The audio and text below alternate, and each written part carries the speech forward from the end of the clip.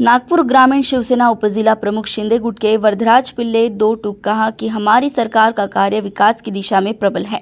हमारी सरकार ने विविध योजनाओं को लाकर हर वर्ग का ध्यान रखा है। वोट चोरी का खंडन करते हुए कहा कि कांग्रेस के सभी जीते खासदार व आमदार ने भी इस्तीफा देना चाहिए। कहीं ना कहीं उन्होंने वोट चोरी की है। हमारी सरकार ने अभी तक जो कार्य किया शायद कोई सरकार ने किया होगा। इतने साफ सुथरे सभी का आदमी है जिनके ऊपर खुद के ऊपर रेती के चोरी के दाग लग चुके हैं। और सीधे सीधे मेरा बोलना है आपके द्वारा, अगर वोट चोरी हुई है तो फिर ये बाकी के जो कांग्रेस के लोग जीतकर जो सांसद बन के संसद में गए तो इन्होंने भी रिजाइन दे देने को ना। ये रिजाइन देने के बाद में फिर इन पे ये मुद्दा उठाए तो बहुत बढ़िया रहेगा। ये रिजाइन दे नहीं रहे, ये लोगों को बेवकूफ बना रहे, क्योंकि इनके पास कोई मैटर नहीं है। इनके पास पब्लिक के बीच में आने के लिए अपना इनके पास कोई नियोजन नहीं है कि अपने लोगों को कैसे काम करे। इन लोगों को कैसे गांव के लोगों ने जिनको इनको हजारों वोटों से जीत के दिए, इनके लिए इनके पास समय नहीं और इनके पास काम नहीं है। ये फालतू धंधे कर लोगों को त्योहार बार के समय रास्ता रोकना है, धंधों पे फर्क पड़ता है, आने जाने वाले को तकलीफ होती है। तो इन्होंने सबसे अच्छा जितने भी खासदार जितने भी आमदार चुनकर गए उन्होंने रिजाइन देना चाहिए। वोट चोरी हुई है ना, तो दो ना रिजाइन। फिर रिजाइन क्यों नहीं दे रहे? यानी अगर इलेक्शन पे आप हाथ उठा रहे हो, उंगली उठा रहे हो, तो वो इलेक्शन ही पूरा रद्द होने को ना, सबने रिजाइन देने को ना, और एक साथ सबने बोलने को ना कि वोट चोरी हुई। आप अपनी जगह छोड़ नहीं रहे, सांसद का या आमदार का पूरा फायदा उठा रहे, अपने महंगाई भत्ते पेमेंट ये सब उनको चल रहा है, ये बंद होना चाहिए ना। और इन्होंने रिजाइन देके इलेक्शन की डिमांड करना चाहिए, हम भी उनके साथ हैं। आपको लगता है कि आने वाले चुनाव को मद्देनजर ये सब चीजें की जा रही है? भैया ये सब टाइम पास है, ये लोगों को गुमराह करके हम लोग कुछ कर नहीं पा रहे। अभी मोदी साहब का इतना बढ़िया काम चल रहा है देश में विदेश में, अब उनको कैसे भी इनको नीचे दिखाना है और उनको डिस्टर्ब करना है। वो कैसा है, जो शैतान रहता है वो मारता नहीं, वो हलाकन करता है। ऐसे ये पूरे शैतान लोग है, ये डिस्टर्ब कर रहे हैं। इनकी औकात नहीं है कुछ करने की, दूसरा कुछ नहीं है। इस बार नगर परिषद होने वाले चुनाव, नगर परिषद, जिला परिषद, ग्राम पंचायत को लेकर इनका जो अभी बखेड़ा खड़ा हुआ है कि आपको लगता है कि इन्होंने जो अभी चैलेंज भी किया है कि आने वाले नगर परिषद, जिला परिषद और ग्राम पंचायत हमारी होगी, क्या कहेंगे? नहीं, ये तो हम भी बोल रहे हैं ना, क्यों हम उस बेस पे बोल रहे हैं। हमारा वर्क है, हमने जनता के बीच में जाके काम किए, लोगों के काम किए हमको मालूम है कि हमारी स्थिति क्या है, उस मुद्दे पे हम बोल रहे हैं। और हर कोई बोलता है कि मैं जीत रहा हूं, इसमें बुराई क्या है? तो इनके मन में खोट है, इनके पास जनार्दन इन्होंने पूरा अपना अस्तित्व खो दिए, इसीलिए ये बोल रहे कि सामने वाला बोल रहे कि हम इतने % वोट ले रहे, ये ले रहे, वो ले रहे। कामठी क्षेत्र के विधानसभा के विधायक हैं चंद्रशेखर बावनकुळे जी, और खासदार रामटेक क्षेत्र के श्याम बबलू जी बर्वे, तो इनकी नोकझोंक के बीच में क्या हमको किस तरह का नुकसान होगा ऐसा आपको लगता है? नहीं, हमको कोई नुकसान नहीं हो रहा है। देखो, जनता को मालूम है कि कौन चोर है और कौन साहू है। बावनकुळे साहब कौन है ये किसी को बताने की जरूरत नहीं है। और बबलू बर्वे जिनके ऊपर रीति के कई इंजाम लगे हुए, ये कौन है इनको भी जानते नहीं है।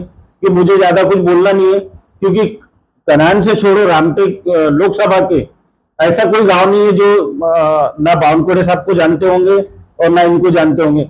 सबको बहुत अच्छे से जनता जानती है, समझती है। इन लोगों का एक जो प्रोग्राम चालू है, वो क्या बोलते हैं,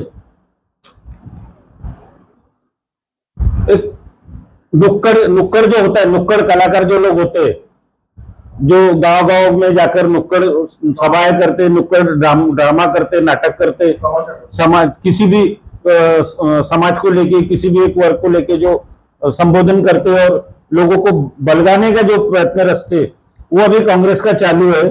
जो चोरी का है, इनके पास कोई मुद्दा ही नहीं है, क्योंकि मोदी साहब ने कुछ ऐसा कुछ रखे ही नहीं इनको बोलने के लिए। तो अब इनके पास टाइम नहीं है, इनके नेता लोगों के पास जाना कैसे। अभी जिला परिषद, पंचायत समिति, नगर परिषद, इन सब का इलेक्शन होने वाला है, इसीलिए लोगों को अभी इस रास्ते पे लेके जा रहे हैं। क्योंकि इन्होंने में लगाए थे कि संविधान खतरे में, संविधान खतरे में, और संविधान खतरे में, और उसके बाद में संविधान के विषय में उनके नेताओं ने क्या बोला कि हमने पब्लिक को चूतिया बनाया, हमने पब्लिक को बेवकूफ बनाया कि संविधान खतरे में। ऐसा कई व्हाट्सएप और फेसबुक पे मैंने देखा, शायद आपने भी देखे होंगे। अब वही मुद्दे को लेकर ये लोग बोले हुए वोट चोरी हुई। वोट चोरी तो भैया आप काय को बैठे, कहीं ना कहीं वो चोरी के वोट आपको भी गिरे, तो आप रिजाइन दे दो ना, आप रिजाइन दो। जितने भी खासदार चुनकर गए, जितने भी आमदार चुनकर गए, वो सब बाहर आ जाओ बढ़िया, और फिर से कर लो, फिर तुम्हारी औकात दिख जाएंगी कि किसने चोरी किया और किसने सावगिरी किया। बीते दिनों हुए विधानसभा चुनाव के अंतर्गत यहाँ पे वोट चोरी होने का मामला सामने आया है और संकेत बावनकुळे, उनके जो चंद्रशेखर बावनकुळे के सुपुत्र, उनका नाम सामने आ रहा है, क्या कहेंगे? मैंने आपको एक ही शब्द में बताया, इनके पास धंधे नहीं है। इनके रेती के धंधे सरकार ने बंद करके रखी है, इनके जुए सट्टे के धंधे सब सरकार ने पूरे बंद करके रखी है। अब वो काम करेंगे तो करे क्या? कहीं ना कहीं जनता के बीच में जाना है, कुछ ना कुछ बोलना है, तो ये मुद्दा उनके नेताओं ने चुने और चालू कर दिए। मेरा फिर बार बार आपको कहना है कि बावनकुळे साहब हो, उनके पुत्र हो या और कोई भी हो, ये सब किसी एक को टारगेट बनाकर, वो ठीक है तो फेमस कर रहे हो। अभी जहां जहां जनता के बीच में या दूर दूर तक जाएंगी, जहां बावनकुळे साहब के पुत्र को लोग जानते नहीं हो, वहां जानेंगे। और क्या इससे, ये प्रचार कर रहे हो उनका। इनके क्षेत्र का विकास धीमी गति से चल रहा है, ऐसा भी कई लोगों का, जनता का मानना है, क्या कहेंगे? क्या क्या कारण हो सकता है? कामठी क्षेत्र का जो विकास इतने स्पीड से हुआ है, कामठी विधानसभा में बहुत काम हुआ है, और बहुत सारे जो स्कीम है अभी बावनकुळे साहब ने जो कामठी के लिए निकाले, जैसा अभी मेट्रो है, मेट्रो के बाद में बहुत बड़ा एक सुपरमार्केट बनने वाला है, ये सब पाइपलाइन में उन्होंने करके रखे, बहुत कुछ दिनों में चालू होगा। लेकिन वो चालू होने के पहले ये अपने आप को वो कर रहे कि हमने किए, इसीलिए ये काम हुआ।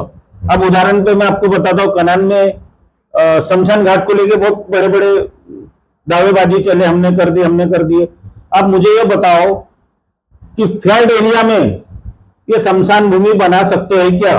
इनको इतना भी नहीं मालूम कि शमशान भूमि की जगह कहां पर होना चाहिए और वो भूमि है क्या, और 1 करोड़ में, आज की कीमत के हिसाब से 1 करोड़ में 4 एकड़ जगह कोई खरीद सकता है क्या?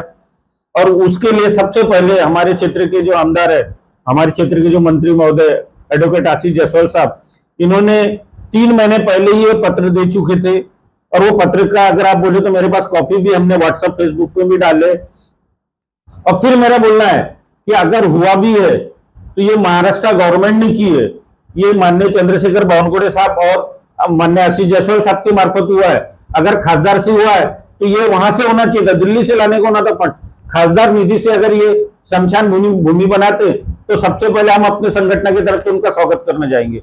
अपना निधि का नहीं पता उनको, अपना कार्य क्षेत्र उनको नहीं मालूम, और वो शमशान भूमि बना रहे, शमशान भूमि बना रहे, पत्र परिषद ले रहे, पेपर में डाल रहे, इतना भी तो उनको नहीं समझता। अरे फंड लाओ ना, तुम अपने खासदार की निधि लगाओ, बताओ कि इतने साल लोगों ने नहीं बनाए, मैं अपने पहले निधि से कनान नगर परिषद में या हमारे क्षेत्र में हम शमशान घाट बना रहे, हम सब मिलकर उनका सत्कार करेंगे।